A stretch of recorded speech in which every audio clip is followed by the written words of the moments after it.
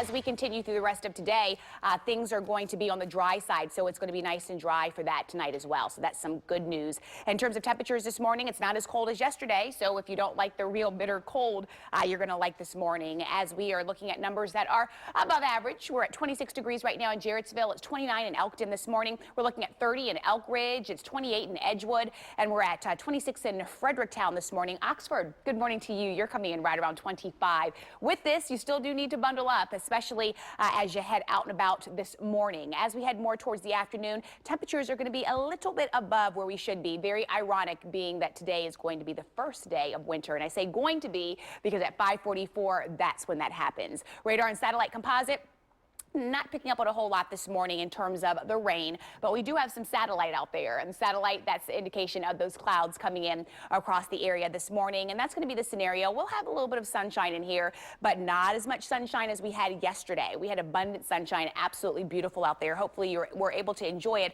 although it was quite cold early in the morning. Check back off towards the west there. That's the new system that's going to move in.